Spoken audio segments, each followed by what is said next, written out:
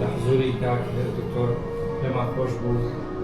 من دانشتێکی کورد بکەین لەسەر بەردەوامبوونی گۆڤارەکەتان و هەم ژمارەی خاصتان بینەوە بەڵام پێمان خۆشە وەکو پشتگیریەک بۆ کوردانی ڕۆژاوا بۆ ئەو قوربانیدانی لە ڕۆژهەڵاتێ ئێستا سەرەتای کۆبوونەوە بۆ دانیشتەکەمان بە چ پێگرێتین دۆستین و بەقسە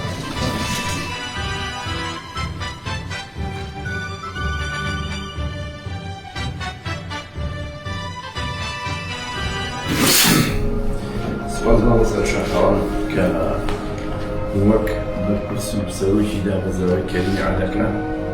ڕۆژ بە ڕۆژ پێشکەوتن و چرۆبوون و گەڵادەرکردنی زیاتر لە کەریمی عەلەکە بین و زاتی وەکو ئەمانەش بە ئێمە ناسێنی کە هەمووی بۆ خزمەتی ئەم نیشتیمانەیە. ڕاستان ڕۆژە سێ نیشتیمان خوێنەبارەیە بەڵام کورد سەر ئەکەوێ نیشتیمان ئازا دەبێت چونکە خاوەنی ئەو قارەمانانن کە شایەتی مێژوون چیمان لێ بکەن چۆنمان لەگەڵا بێن بەڵام ئێمە گیانی بەرخوردان و بەرگریکردن لە خاک و لە نیشتیمان لە ناو خوێن و عەقڵ و شوعور و عاتیفەمان هەیە و دەستی لێ بەرنادەین چونکە ئەمە میراتی شێخ عەبدوڵڵای ناهیریە کە ئەم گۆڤارە بە کەڵامی جەنابتان و بە هاوکاری جەنابتان هەتا ئێستا سیانزە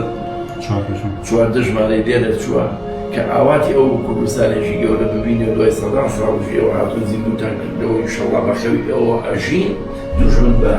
ناحەزی ئەوانیشەوە ئەتۆقن ئەمرن لەناو ئەتۆقە داهاتوویەکی باش بۆ نەوانە ببەخشین کە لە دوای ئێمە دێن بۆی لە ئێنەم گۆڤارە و بە هاوکاری جەنابتان بەرەو ڕێبازی نەتەوەیی بڕۆن بۆ گەشەپێدانی زیاتری بیر و وەشیاری نەتەوە کە مەسپاستان نەکەین ئێمەمیشە سپاسگوزاری ئێوەین دەستخۆشیتان لێکین بەڕاستی جێگەی فەخرن بۆ ئێمە کە باوەشتان بۆ کردوینەتەوە کە ئێمە بین بۆ ئێرە و ئەم گۆڤارە بەشی مناڵان لامان زۆر بەشێکی گرنگە و ئامانەوەی ئیشی باشی لەسەر بکەین. جێگەی خۆیەتی سوپاسی کاک دکتۆر بکەین کە هەر لە سەرەتاوە زۆر بەتەنگ ئەم بابەتەوە بوو و ئێمە چەند کتێبێکی واری مناڵانمان چاپ کردبووە جگە لەوەی کە لە یەکەم ڕۆژەوە منە و گۆڤارەیەوە کە ژمارەیەکتان دەرکردبوو هێنام نیشانمە پشتیوانی خۆم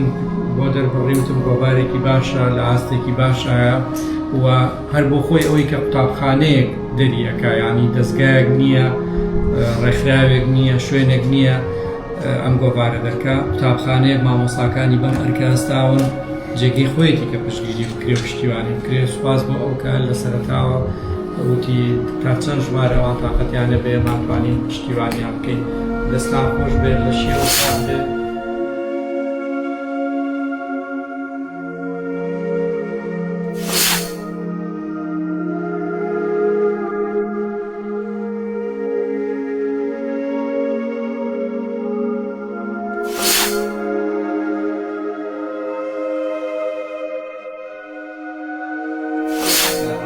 هیوادارم کاک دکتۆرەمیشە لە لووتکەیە بێ و دەست خۆشی لێ یەکەم سوپاسی یەکەم مەهیوای بەردەوامی بۆ خوازم لەم ڕۆژانەیەکە بەڕێزی هەیەتی و پێشکەشیەکە بەم خەڵکە لە پێناوی خزمەتکردنا بەبێ هیچ ئامانجێکی شەخسی ڕاستیەوە زۆر گرنگە بوو.